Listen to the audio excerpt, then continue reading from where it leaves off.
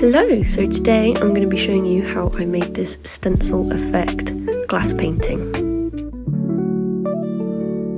I have done this painting before on my TikTok, so I thought I'd add it here. You don't really need much for this piece. I used glass from a picture frame, however, if you don't have that or don't trust yourself using glass, you can use plexiglass or an acrylic sheet. For the line work, I did use a oil-based Sharpie. It's just a personal preference, you can use a regular one, but bear in mind the lines may be a bit streaky. Another little tip I found useful is if you have cheaper paint that may be a bit runny or a bit thin, you can add a little bit of gesso into it. Little disclaimer, I don't have any access to fancy or expensive tools at the moment, so I'm trying to make this as inclusive as possible using free software and apps that I've found on iPhone. The app that I'm using is FX Stencil. You'll be able to find it on the App Store on your Mac and on your iPhone, and yet again it is completely free, which is fantastic. Finally, in the words of Bella Roberts, let's get cracking. First things first, make sure that you have downloaded FX Stencil. Now we're finding our reference photo. You can choose whoever or whatever you want. I chose Keith Flint because he is just an icon and this pose is incredible. Hold down on your photo and it should say save to photos, then it will be in your camera roll.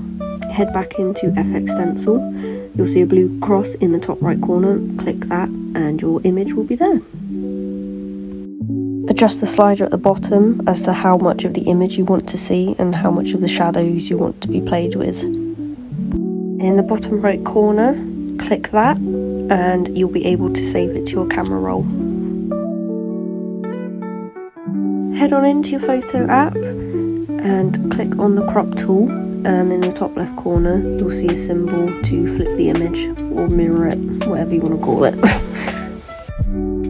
So if you have a printer, unlike me, I use my laptop as a light box, so I will email the image to myself, open it up on my laptop and use the plain paper mentioned earlier to trace over it. So, get your frame, get out that glass panel, and what I like to do is trace around the sides so I can use it as a reference to how big I need my reference image to be. And here I am, because I'm cheap and also skint, I don't have a light box, so a great tip is to use your laptop as a light box. If you're heavy-handed, please bear in mind to be a little bit lighter. And here you can see it doesn't look like much, it looks very scruffy, but we'll be adding the details of the stippling with our Sharpie pen. So before we start with the actual painting, it's important we clean our areas, just because we don't want any dust to get into the paint. And this is where you'll be needing 3 or 4 bits of tape. I listed it in the materials, it's not a biggie.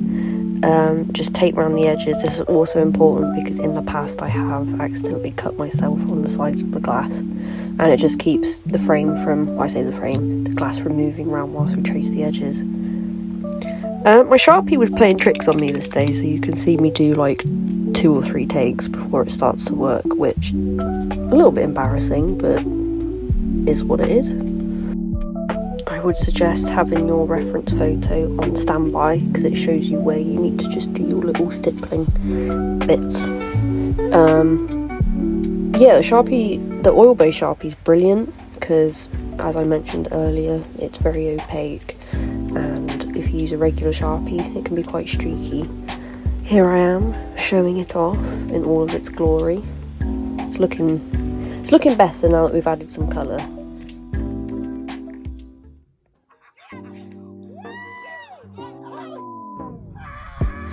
Unlike regular painting on a canvas, you want to be quite generous when you're painting on glass.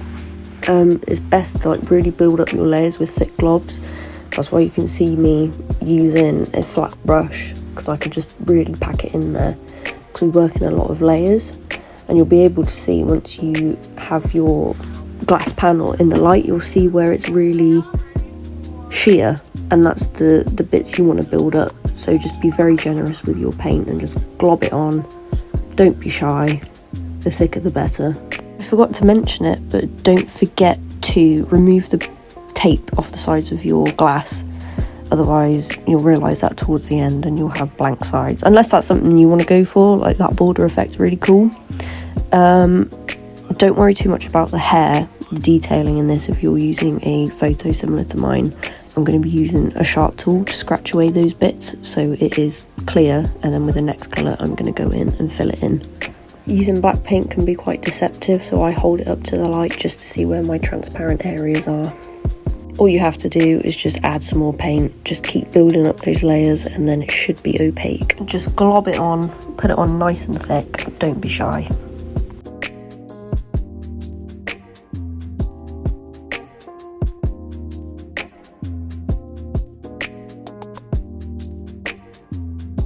If you go over any of the lines with your paint, don't stress it. This is where our sharp tool comes in handy.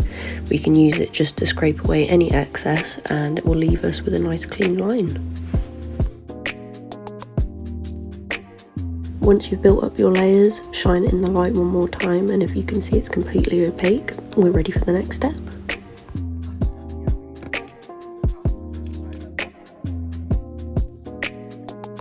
Same process with our previous colour. Lay the paint on thick, let it dry, and it's just a continuous process of layers and layers.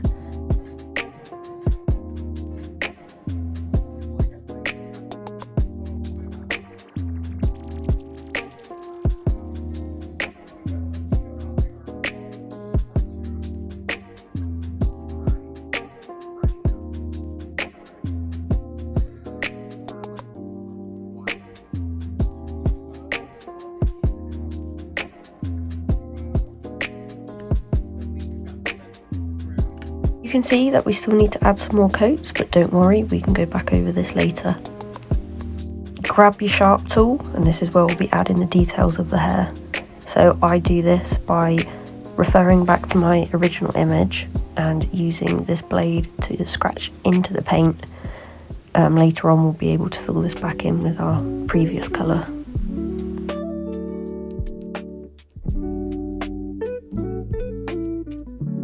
Keep scratching away until your heart's content.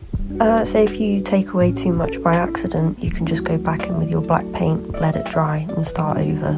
It is a really forgiving project, so don't worry about making mistakes.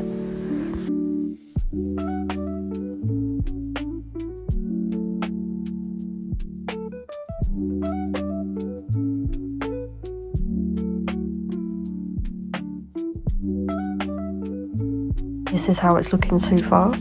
If you're happy with the texture, we can go back in with our colour again.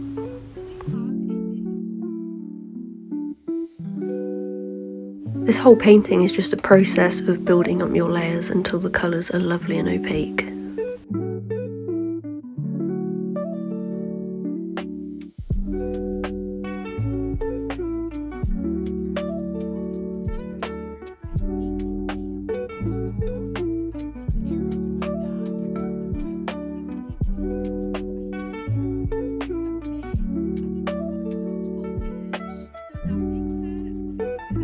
Let it dry, and if you did what I did, where I used a panel out of a picture frame, put it back in, seal it up, and it's ready to hang or just have as decoration. It's such a versatile project.